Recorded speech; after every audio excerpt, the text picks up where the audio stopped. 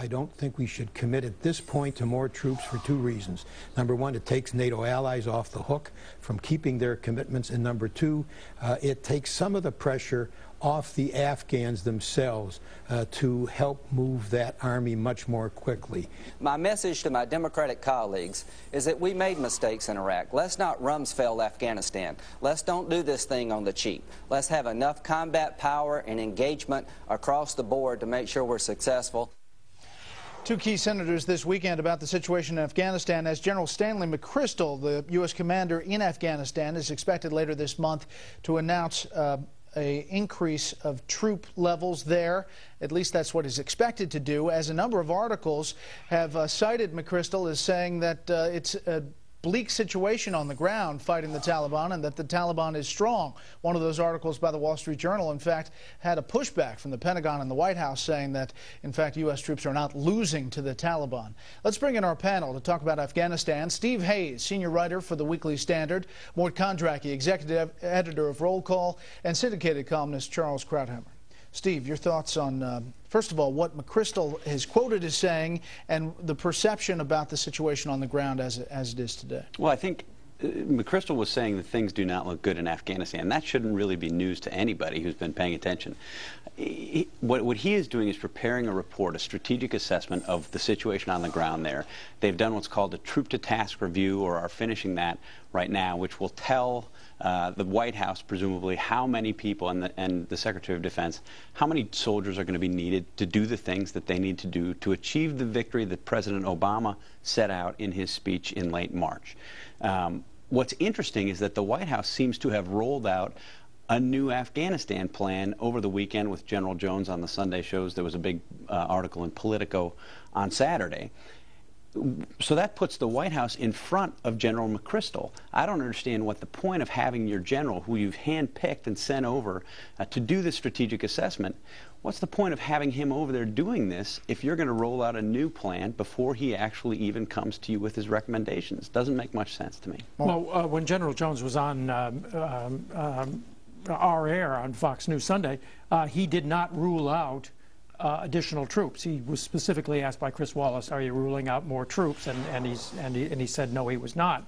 That's contrary to what he had said before, that if the president was asked for more troops, he would have a WTF moment. What the blank moment? This is a family show, right? But so he peeled back from that. Look, in addition to what McChrystal said today, McChrystal is clearly signaling that he wants more troops. And one of his advisors, Anthony Cordesman from the Center for Strategic and International Studies, said that we may need between 3 and 9 more brigades, which is to say 15 to 45,000 more than the 21,000 additional troops that the president has supplied. So everybody is sort of shadowboxing here as to what is going to come up. But Obama's going to have to make up his mind. And is there the political will to do this in this White House, do you think? If there better be, because if Obama backs off this, having said that Afghanistan was the good war and that it was vital to American interests to succeed there, and he's not willing to do what his commander wants him to do, then he looks like he's saying that it's okay to lose. Charles. I think that is the key issue. Where's the political will? Does Obama or the Democrats have it? You talked about the good war as the Democrats see it. Well, Bob Schramm, who's a high political operative who worked in the Kerry campaign in '04, wrote a very interesting article in December of last year, which he talked about the campaign. And he said that at the time, the Democrats raised the issue of Afghanistan, and they made it into the right war and the good war as a way to attack Bush on Iraq. In retrospect, he writes that it was, perhaps he says, misleading. Certainly, it was not very wise. What he really meant to say, or at least that I would interpret it, it was utterly cynical.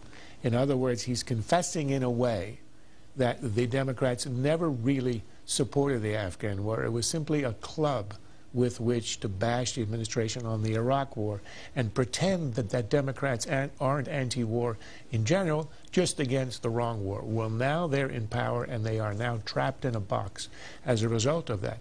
Pretending in opposition that Afghanistan is the good war, the war you have to win, the central war and the war on terror, and now obviously not terribly interested in it, but stuck. Yeah, but that's why Obama has this dilemma. He said explicitly on ABC a few weeks ago that he wouldn't even use the word victory in conjunction with Afghanistan. And Democrats in Congress have said, if you don't win this in 1 year, we're out of here. He can't win the war in a year. Everybody knows that, I mean, which look, means there's no question that the left, no way out. There's no question that the left is going to be against this war because they're against every war, right? So, but Obama has been very firm about this. I mean, it was not just a campaign Do you think pledge. sincerely so? Well, I do. Do you think he believes it's essential? Yes, I absolutely do. He has continued to say, he has continued to say it over and over again. He has beefed up what we're doing in Pakistan. The left does not like the idea that we're using Predator missiles raids in Pakistan, but he's continued to do it successfully. So I think he tells us that the war on terror doesn't even exist. He does not tell us that. President Obama made a big speech in March in which basically he took everything that Charles said that he said during the campaign, that President Obama said during the campaign, and doubled down in effect. He said we need to win. He to refocus the aims of the war more on eliminating Al-Qaeda specifically, but he also committed to sending more troops at that time and spoke the kind of language that I think conservatives and supporters of the Iraq War were heartened by. He said at one point, we will defeat you. So in that sense, as late as March, he sort of drew another line around that box and I think further boxed himself in, which makes the politics of this very difficult for him. And it all comes to a head when? This month? Well, he's going to have to make a decision on troop increases either. And if he does, he's got to have his heart in this. And here's a president who said he won't even use the word victory. Why would you send troops to fight and die if you're not interested in victory? Are the people loudly voicing their concerns about health care reform